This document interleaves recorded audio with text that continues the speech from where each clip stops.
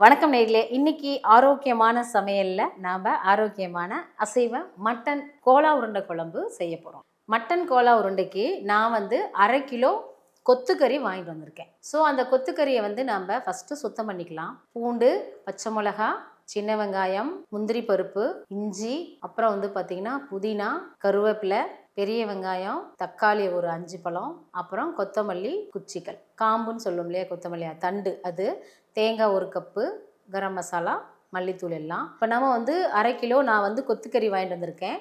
எலும்பு இருக்கும், அதெல்லாம் பிரித்து எடுத்துட்டு கோலா உருண்டைக்கு தேவையான பொருள் எல்லாம் ஃபஸ்ட்டு ரெடி பண்ணிக்கலாம். நான் வெங்காயம் போட்டிருக்கேன், சின்ன வெங்காயம், பூண்டு, இஞ்சி, வரமிளகா, புதினா, கருவேப்பிலை எல்லாத்தையுமே நான் ஒன்றா போட்டு மிக்ஸ் பண்ணியிருக்கேன். அது கூட கொஞ்சம் பொட்டுக்கல்லையும் போடணும். எல்லாத்தையும் போட்டு வடை பதத்துக்கு நம்ம இப்போ தான் அரைக்கணுங்க. அதுதான் ரொம்ப முக்கியம். நான் ஃபஸ்ட்டு காட்டணும் இல்லையா, முந்திரி பருப்பெல்லாம் இருந்துச்சு, அது எல்லாமே இதில் நம்ம போட்டு ஒன்றா மிக்ஸ் பண்ணி மிக்ஸி ஜாருக்கு மாற்றி உப்பு தேவையான அளவு போட்டு இதை நல்லா வடை பதத்துக்கு அரைச்சி எடுத்துக்கலாம். பொட்டுக்கல்ல ஒரு 50 கிராம் நல்லா எல்லாம் ஒன்றா மிக்ஸ் பண்ணி அரைச்சிக்கலாம். அவ்வளோதான். அரைச்சிட்டு நம்ம கடலெண்ணெய் விட்டு பொரிச்சு எடுத்துக்கலாம். சின்ன சின்ன உருண்டையாக ரெடி பண்ணி அடுப்பை ரொம்ப சிம்மில் வச்சு பொரிச்சு எடுத்துக்கோங்க. கறி அரைக்கும் போது ஒரு கைப்பிடி ஒரு சின்ன ஸ்பூன், 1 ஸ்பூன் சோம்பும் போட்டுக்கோங்க. ரொம்ப நல்லா இருக்கும். சிம்மில் வச்சிங்கன்னா தான் உள்ளே இருக்கிற பொருட்களும் சேர்ந்து வெந்திருக்கும். இல்லைன்னா கறி உள்ளே வெந்திருக்காது. அது நமக்கு வயிற்று வலி வரும். கறி வேகாமல் சாப்பிட்டா காமால பிடிக்கும். குழம்பு ரெடி பண்ணணும். நான் அதுக்கு பாருங்கள், இதை பொரிச்ச எண்ணெயை தான் கொஞ்சமாக ஊற்றிருக்கேன். கறிக்கு போட்டு தாளிக்கிறதெல்லாம் போட்டிருக்கேன். பெரிய வெங்காயம், நான் 2 வெங்காயம்,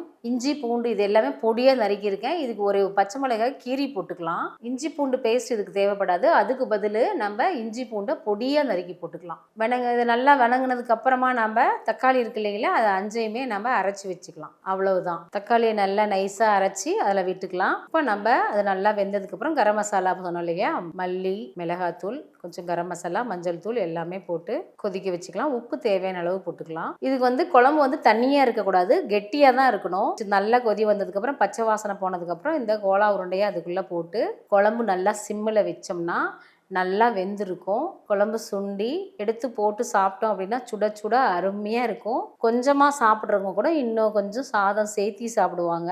ஃபைனலாக கொத்தமல்லி தூவிலாம். அவ்வளவுதான், கோலா உருண்டை குழம்பு ரெடி ஆயிடுச்சு. இப்போ நம்ம பரிமாறலாம். இப்போ அந்த கோலா உருண்டை குழம்பு நம்ம இட்லி, சப்பாத்தி, தோசை, சாதம் எல்லாத்துக்குமே அது மேட்சாக இருக்கும்.